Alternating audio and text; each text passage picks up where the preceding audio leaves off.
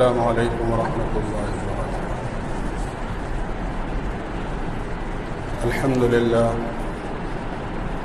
الحمد للہ رب العالمین،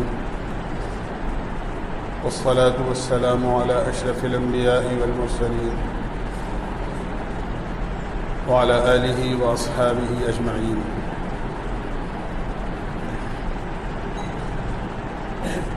اما بعد فاعوذ باللہ من الشیطان الرجیم، بسم اللہ الرحمن الرحیم۔ ومن احسن قولا ممن دعا الى اللہ وعمل صالحا وقال اننی من المسلمین۔ صدق اللہ العظیم۔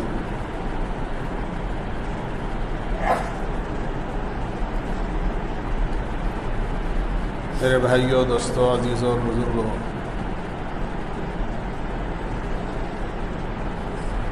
اللہ جل جلالہ امن والہ نے اصل زندگی آخرت کی زندگی بنائی ہے، اور دنیا کی زندگی ایک امتحان گاہ ہے، اور امتحان اس بات کا ہے کہ عالم ازل میں اللہ تعالیٰ نے اپنے تمام بندوں کو اپنے سامنے جو بھی دنیا میں قیامت تک آنے والے تھے پیدا کیا، اور ان کو اپنے سامنے ظاہر کیا، اور ان سے ایک سوال کیا تھا، الست بربکم، کیا میں تمہارا رب نہیں ہوں؟ تو سب نے ایک زبان ہو کر یہ بات کہی تھی، بلا شہدنا۔ کیوں آپ ہمارے رب نہیں ہیں؟ بے شک آپ ہمارے رب ہیں، ہم اس بات پر گواہ ہیں۔ اپنے اس اقرار پر کون پابند ہے، کون نہیں ہے، اس کا امتحان ہے دنیا کے اندر،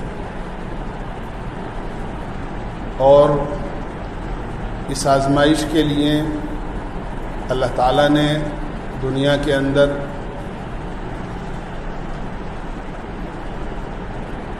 اچھائی کے اسباب بھی پیدا کیے ہیں اور گناہ کے اسباب بھی پیدا کیے ہیں،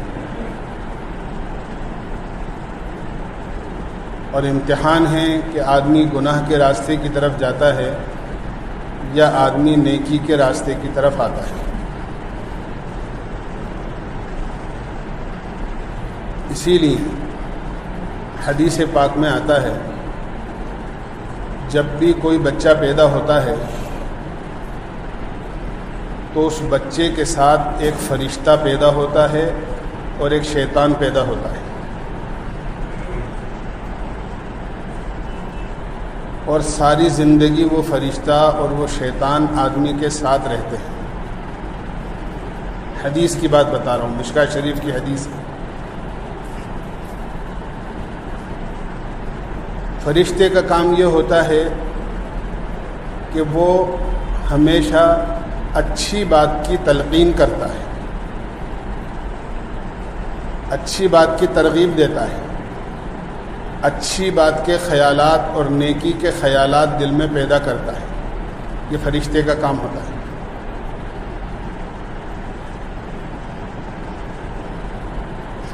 شیطان کا کام یہ ہوتا ہے کہ وہ ہمیشہ برائی کی تلقین کرتا ہے، وسوسے، برے خیالات، گناہ کے خیالات، گناہ کرنے کے جذبات یہ دل میں پیدا کرتا ہے۔ جب اللہ کے نبی علیہ الصلاۃ والسلام نے صحابہ کے سامنے یہ حدیث بیان کی تو صحابہ نے اللہ کے نبی سے پوچھا، اللہ کے نبی کیا آپ کے ساتھ بھی ایسا ہوا ہے؟ آپ نے فرمایا، بے شک میرے ساتھ بھی ایسا ہوا ہے کہ ایک شیطان اور ایک فرشتہ پیدا ہوا ہے، لیکن اللہ نے میرے ساتھ یہ کرم کیا ہے کہ میرا شیطان مسلمان ہو گیا ہے، وہ مسلمان ہے اور وہ کبھی مجھے برائی کی تلقین نہیں کرتا ہے۔ حدیث کی بات ہے۔ تو اتنا پکا معاملہ اللہ کے نبی نے بتایا۔ ہر آدمی کے ساتھ ایک فرشتہ ہے جو نیکی کی تلقین کرتا ہے، اور ایک شیطان ہے جو برائی کی تلقین کرتا ہے۔ اب یہ امتحان ہے آدمی کا کہ آدمی اچھے خیال کی قدر کرتا ہے یا برے خیال کی طرف چلا جاتا ہے؟ دل میں اچھے خیال بھی پیدا ہوتے ہیں. آدمی کو سمجھ جانا چاہیے کہ یہ فرشتے کی تلقین ہے. کسی غریب کی مدد کرنے کا خیال دل میں پیدا ہوا، 2 رکعت نفل نماز پڑھنے کا خیال پیدا ہوا، تسبیح پڑھنے کا خیال پیدا ہوا، قرآن کی تلاوت کرنے کا خیال دل میں پیدا ہوا، اللہ سے دعا مانگنے کا خیال پیدا ہوا. یہ خیالات شیطان کی طرف سے نہیں بلکہ فرشتوں کی طرف سے پیدا ہوتے ہیں. فرشتہ دل میں ڈالتا ہے. اور حسد، کینہ، بغض، عداوت، کسی کو نقصان پہنچانا، گناہ کرنے کے خیالات دل میں پیدا ہونا، یہ سب شیطان کی طرف سے. ساری زندگی یہ کشمکش آدمی کے ساتھ رہتی ہے. اس میں امتحان ہوتا ہے آدمی کا کہ آدمی کس خیال کی طرف جاتا ہے، آدمی کس پر عمل کرتا ہے، فرشتے کی بات پر عمل کرتا ہے یا آدمی شیطان کی بات پر عمل کرتا ہے. لیکن اللہ کا کرم ہے، اس کا احسان ہے، اللہ نے یہ راستہ بھی بتا دیا کہ تمہیں شیطان سے کیسے بچنا ہے، کیونکہ وہ تمہارا ازلی دشمن ہے. ان الشیطان لکم عدو فاتخذوہ عدوا. قرآن کریم میں اللہ نے فرمایا شیطان تمہارا کھلا ہوا دشمن ہے، بس اسی کے ساتھ تمہیں دشمنی رکھنی ہے، اور کسی کے ساتھ نہیں رکھنی ہے. نہ کسی بھائی کے ساتھ، نہ کسی بہن کے ساتھ، نہ کسی پڑوسی کے ساتھ، کسی کے ساتھ نہیں رکھنی ہے. بلکہ یہ حکم دیا کہ سب کے طرف سے اپنے دل کو صاف رکھو، سب کے دل سے. حضرت انس رضی اللہ عنہ ایک صحابی ہیں، بہت بچپن میں ایمان کے دائرے میں آ گئے تھے اور 10 سال اللہ کے نبی علیہ الصلاۃ والسلام کی خدمت میں رہے. فرماتے ہیں اللہ کے نبی علیہ الصلاۃ والسلام نے ایک مرتبہ مجھ سے فرمایا یا بنیا، اے میرے چھوٹے سے بیٹے.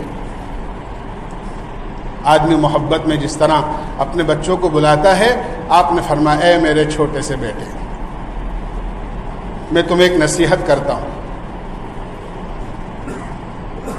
اور پھر آپ نے یہ فرمایا کہ اگر تو اس کی طاقت رکھے، ان قدرت ان تمسی و تصبح، کہ اگر تو اس کی طاقت رکھتا ہے کہ صبح بھی اور شام بھی، یعنی ہر وقت اس حال میں تیری صبح ہو اور اس حال میں تیری شام ہو کہ لیس فی قلبی کا غش لأحد، کہ تیرے دل میں کسی کی طرف سے کوئی دشمنی، کھوٹ، کینہ، کپٹ نہ ہو. فافعل، تو بیٹا ایسا کر لینا، یعنی اپنے دل کو ہر ایک کی برائی سے پاک رکھنا. کہ بیٹا اگر تو ایسا کر سکتا ہے کہ اپنے دل کو اور اپنے جذبات کو ہر ایک کی برائی سے پاک رکھے، صبح بھی اس حال میں ہو تیری کہ کسی کی برائی تیرے دل میں نہ ہو، شام بھی تیری اس حال میں ہو کہ کسی کی برائی تیرے دل میں نہ ہو، اگر تو ایسا کر سکتا ہو تو ایسا کر لینا. اور یہ کہہ کر پھر دوبارہ فرمایا اے میرے بیٹے تجھے معلوم ہے یہ کیا عمل ہے؟ فرمایا ھذا من سنتی، یہ میری سنت ہے، یہ میرا طریقہ ہے. اور پھر یہ کہہ کر فرمایا فمن احب سنتی فقد احبنی، جس نے میری سنت اور میرے طریقے سے محبت کی اس نے مجھ سے محبت کی. ومن احبنی کان معی فی الجنہ، اور جو مجھ سے محبت کرتا ہے وہ جنت میں میرے ساتھ ہوگا. کتنا بڑا عمل بتایا. تو دشمنی کے لیے تو بس شیطان ہے، باقی اور کوئی نہیں ہے. سب کی طرف سے اپنے دل کو صاف رکھنا. اگر دشمنی ہے تو شیطان سے، کیونکہ اس کی دشمنی کا اللہ نے اعلان کیا ہے کہ وہ تمہارا کھلا دشمن ہے،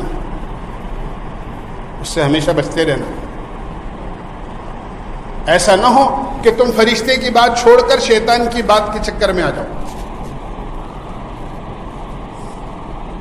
اور پھر یہ فرمایا کہ دیکھو شیطان سے بچنے کا راستہ یہ ہے کہ وَمَن يَعْشُ عَن ذِكْرِ الرَّحْمَنِ نُقَيِّضْ لَهُ شَيْطَانًا فَهُوَ لَهُ قَرِينٌ. جو آدمی ذکر سے اور اللہ کی یاد سے غافل ہو کر زندگی بسر کرتا ہے تو شیطان اس پر مسلط ہو جاتا ہے. بس یہ ایک راستہ بتا دیں کہ جب بھی تم اللہ کی یاد سے غافل رہو گے، اللہ کی اطاعت سے غافل رہو گے، تو یاد رکھو شیطان کا غلبہ ہوگا اور شیطان تمہیں بری باتوں میں مبتلا کر دے گا.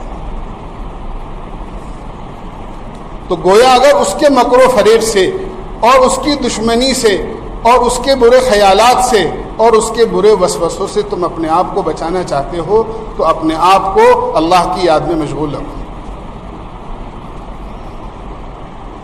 اس لیے اللہ نے اپنی یاد کے اور ذکر کے سلسلے میں نہ کوئی وقت متعین کیا نہ کوئی حد متعین کی.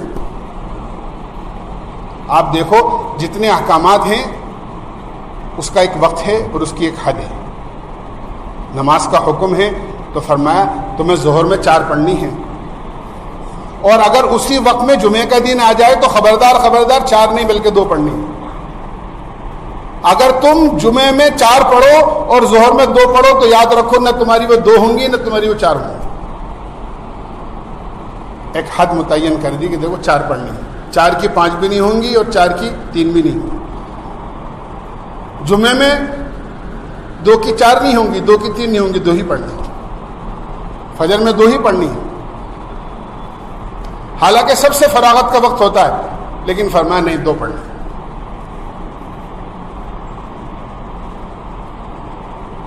ایک وقت متعین کر دیا کہ یہ نماز کا وقت ہے، فجر کا یہ، عصر کا یہ، ظہر کا یہ، مغرب کا یہ، عشاء کا وقت یہ، اس وقت میں پڑھنا ہے اور اتنی پڑھنی. روزے کا ایک وقت متعین کیا، صبح صادق سے لے کے غروب آفتاب تک یہ روزے کا وقت ہے. اس کی تعداد متعین کر دی کہ پورے سال تو رکھ سکتے ہو لیکن یاد رکھو 5 دن پورے سال میں ایسے ہیں اس میں تم روزے نہیں رکھ سکتے. منع کر دیا. سارے احکامات اللہ کے ایسے ہی ہیں، وقت بھی متعین ہے، حد بھی متعین ہے، لیکن اللہ نے اپنے ذکر کی نہ کوئی حد متعین کی کہ اتنا کرنا ہے اور نہ کوئی وقت متعین کیا کہ اس وقت کرنا ہے اور اس وقت نہیں کرنا ہے، بلکہ بس اتنا فرما دیا یا ایھا الذین آمنوا اذکروا اللہ ذکرا کثیرا، اے ایمان والو بس تم اللہ کو خوب یاد کیا کرو، اللہ کا ذکر کثرت سے کیا کرو. بس ایک بات فرما دی، کثرت سے جتنا ہو سکے کیا کرو اللہ. بلکہ یہاں تک فرمایا کہ سب سے اچھا اور سب سے قابل رشک اور سب سے زیادہ مبارکباد اس مسلمان کے لیے ہے جو مسلمان اس حال میں اللہ کے دربار میں حاضر ہو، یعنی اخیر اس کا اس حال میں ہو کہ اس کی زبان پر اللہ کی یاد اور اللہ کا ذکر ہو. کہ آدمی دنیا سے جا رہا ہو تو اللہ کا نام لیتا ہوا جا رہا ہو، میں سب سے بہتر مسلمان ہوں. یعنی ایسی حالت میں جب تمہاری حالت نہ نماز پڑھنے کی رہے نہ روزہ رکھنے کی رہے، اس وقت بھی تم اگر کچھ کر سکتے ہو تو اللہ کے ذکر کو مت چھوڑو، اللہ کا نام لیتے رہو.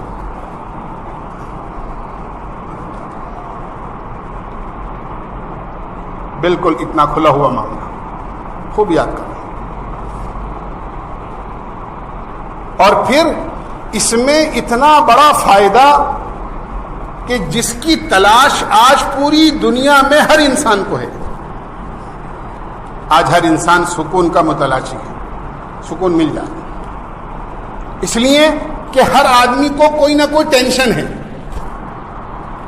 کسی کو کاروبار کی ہے، کسی کو کسی بیماری کی ہے، کسی کو گھر میں جوان بچے ہیں ان کی شادیوں کی ہے، کسی کو یہ ہے کہ کاروبار چل رہا ہے مال بن گیا بک نہیں رہا، کسی کا مال بک گیا تو پیمنٹ نہیں آ رہا، کسی کے پاس دوا ہے تو صحت نہیں مل رہی، کسی کے پاس پیسے ہیں تو دوا نہیں مل رہی، اور کسی کے پاس پیسے ہی نہیں ہیں کہ صاحب دوا کہاں سے ملے. کوئی نہ کوئی ٹینشن سب، اور ہر آدمی سکون کو تلاش کر رہا ہے. اور سب سے بڑی پریشانی کی بات یہ ہے کہ اسباب سکون کو سکون سمجھا ہوا ہے. یہ بہت بڑی بھول ہے. ایک آدمی سوچ رہا ہے نیند نہیں آتی ہے تو نرم گدا خرید لو تو نرم گدے پہ نیند آ جائے گی. تو آدمی نرم گدا خرید سکتا ہے، نیند نہیں خرید سکتا. نرم گدے تو بازار میں مل جائیں گے، لیکن نیند اگر کسی کو نہیں آ رہی ہے تو نیند نہیں ملے گی.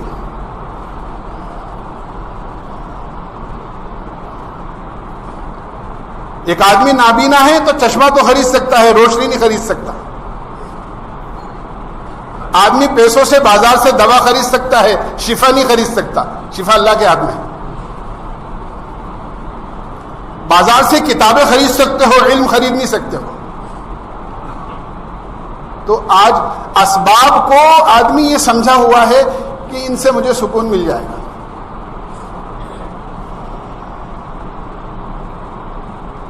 دنیا کے اسباب زیادہ ہو جائیں گے، مجھے سکون مل جائے گا.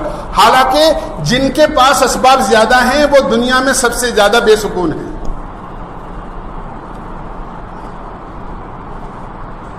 محققین نے لکھا ہے دنیا میں سویڈن ایک ایسا ملک ہے کہ اگر وہاں 10 سال تک سارے لوگ کچھ نہ کمائیں تو بھی ان کی کسی ضرورت میں کوئی کمی نہ آئے، اتنا مال ان کے پاس ہے. سویڈن.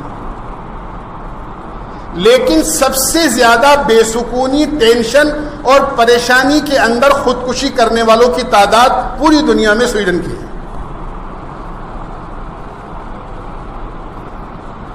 اس سے پتہ چلا کہ اسباب میں سکون نہیں ہے، سکون تو کہیں اور ہے.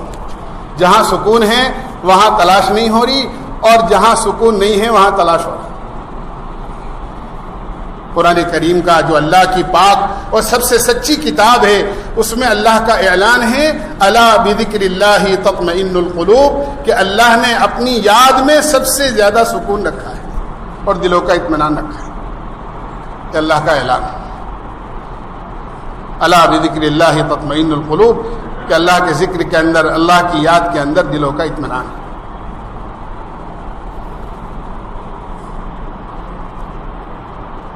تو سب سے زیادہ آدمی سکون تلاش کر رہا ہے، تو اللہ بھی کہہ رہے ہیں کہ اگر سب سے زیادہ سکون کی تلاش ہے تو سب سے زیادہ مجھے یاد کرو. اور ایک حدیث میں عجیب بات فرمائی کہ میری یاد ایک ایسی چیز ہے کہ اگر تم مجھے یاد کرو گے فذکرونی اذکرکم، تم مجھے یاد کرو میں تمہیں یاد کروں گا. کبھی غور کریں تنہائی میں بیٹھ کر کہ کتنا قیمتی جملہ اللہ نے فرمایا، تم مجھے یاد کرو میں تمہیں یاد کروں. اللہ ہمیں یاد کرے. ارے کسی معمولی حیثیت دار آدمی کی مجلس میں کسی آدمی کا نام آ جاتا ہے تو آدمی کا خون بڑھ جاتا ہے. اچھا ہمارے بھی تذکرہ ہوا تھا کہ وہاں پر ایم ایل اے صاحب کے یہاں کہ صاحب آپ کا نام لے رہے تھے وہ، تو آدمی اس دن بغیر کھائے ہوئے ذرا طاقت آ جاتی ہے کہ صاحب ہمارا نام بھی لیا تھا وہاں پہ. اللہ کہہ رہے ہیں تم مجھے یاد کرو میں تمہیں یاد کروں.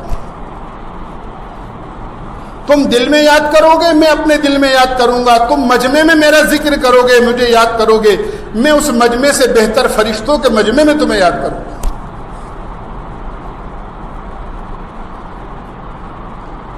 یہ اللہ کا کرم ہے، اللہ کا فضل ہے. اور اس حدیث کا ایک مطلب علماء نے لکھا ہے کہ ایک مطلب تو یہ ہے تم مجھے یاد کرو میں تمہیں یاد کروں گا، اور ایک مطلب یہ ہے تم میری اطاعت کرو میں دنیا کی ہر مخلوق کو تمہاری اطاعت میں لگا دوں گا. تم میرے فرما بردار ہو جاؤ، دنیا کی ہر چیز تمہاری فرما بردار ہو جائے. صحابہ کو دیکھو آپ، حضرت عمر کے زمانے میں دریائے نیل خشک ہو جاتا تھا، ایک جوان لڑکی زیورات سے لدی ہوئی بھیڑ چڑھائی جاتی تھی. حضرت عمر نے پرچہ لکھا کہ اگر تو اپنی طرف سے چلتا ہے تو تیری ضرورت نہیں ہے، اللہ کے حکم سے چلتا ہے تو آئندہ مت رکنا. پرچہ ڈالا گیا، آج تک اس کے اندر پانی کم نہیں ہوا.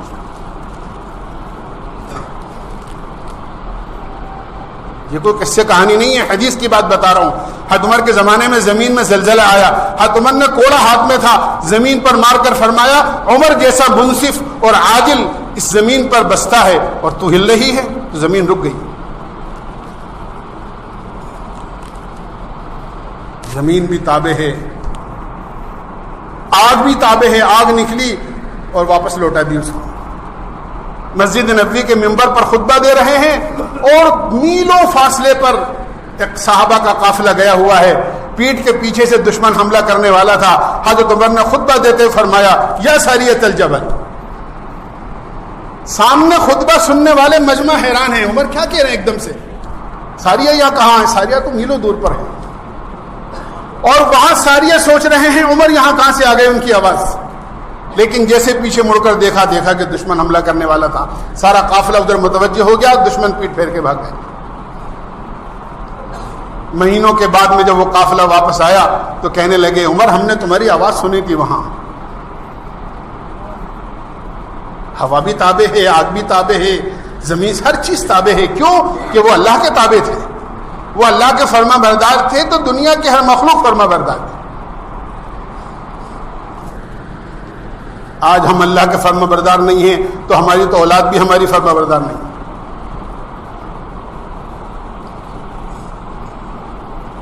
بیوی بھی فرما بردار نہیں، چھوٹے بھی فرما بردار نہیں. استاد کو شکایت ہے، شاگرد کہنا نہیں مانتے، باپ کو شکایت ہے، اولاد کہنا نہیں مانتی. ذرا آدمی اپنے بارے میں بھی تو سوچے کہ میں اللہ کی کتنی مانتا ہوں.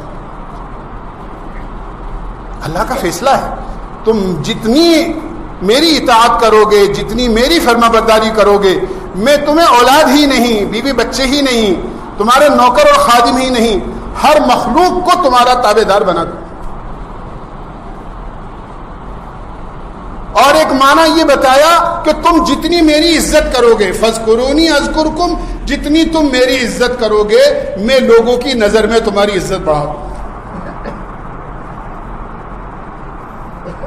سینکڑوں واقعات ہیں. بشر حافی رحمۃ اللہ علیہ بہت بڑے اللہ والے ہیں. شروع میں اچھی زندگی نہیں تھی، شراب کے عادی تھے، لیکن آخر مسلمان تھے، ایمان والے تھے. پیسے لے کر شراب خریدنے جا رہے تھے، راستے میں دیکھا کہ ایک کاغذ کا ٹکڑا پڑا ہوا ہے جس پر اللہ کا نام لکھا ہوا ہے. ایک دم پسینہ آ گیا، اللہ کا نام اور زمین پر. اس کو اٹھایا، صاف کیا، چوما، اور جن پیسوں سے شراب خریدنے جا رہے تھے ان پیسوں سے خوشبو عطر خریدا اور اس کاغذ پر لگا کر اپنے گھر آ کر اور اس کو کسی اونچی جگہ پر، کسی ادب کے مقام پر رکھ دیا. اللہ کا نام زمین پر پڑا. اب پیسے تو تھے نہیں جس کی شراب خرید تھے، اس لیے کہ اس کی تو خوشبو خرید چکے تھے. لیکن جس دن یہ کام کیا اس دن جب رات کو سوئے، یا تو روزانہ نشے کی حالت میں سوتے تھے یا آج بغیر شراب پیے ہوئے اللہ کی نام کی عظمت لے کے دل میں سوئے.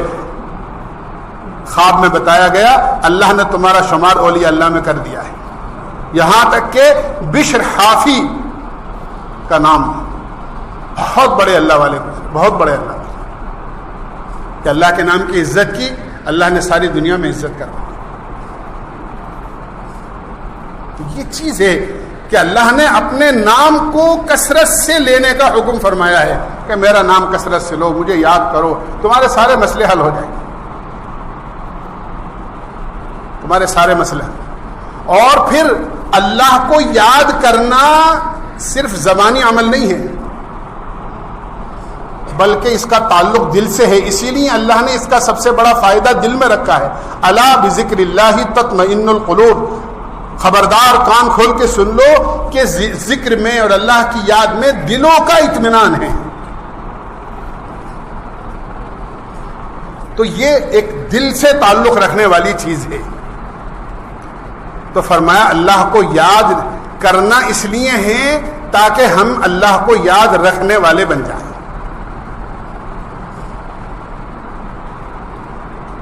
خالی زبانی ذکر نہیں ہے بلکہ اللہ کو یاد کرنا اس لیے ہے تاکہ اللہ ہمیں ہر وقت یاد رہنے لگے. جس کا نام بار بار لیا جاتا ہے اس کا خیال ہمیشہ دل میں رہتا ہے، محبت سے تعلق ہے. کہ جس کا نام، جس سے محبت ہوگی اس کا نام بار بار زبان پر آئے گا، اور جس کا نام بار بار زبان پر آئے گا اس کا خیال ہمیشہ دل میں رہے گا۔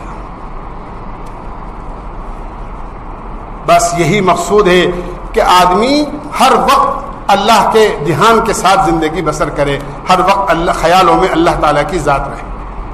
قرآن کریم میں اللہ نے فرمایا انی معکم اینما کنتم، یہ استحضار ہے کہ بس تمہیں یہ استحضار رہے اور تمہارے دل کا یہ عمل رہے، ہم جہاں بھی ہوں، رات کے اندھیرے میں ہوں تو اللہ ہمارے ساتھ ہے، دن کے اجالے میں ہیں تو اللہ ہمارے ساتھ ہے، اگر تنہائی میں ہیں تو اللہ ہمارے ساتھ ہے، اور اگر مجمع میں ہیں تو اللہ ہمارے ساتھ ہے۔ جب اس استحضار کے ساتھ آدمی زندگی بسر کرے گا تو گناہ کرنا تو بہت دور کے بعد گناہ کے قریب بھی نہیں جائے گا۔ اللہ میرے ساتھ اور میں اس کے سامنے اس کی نافرمانی کروں۔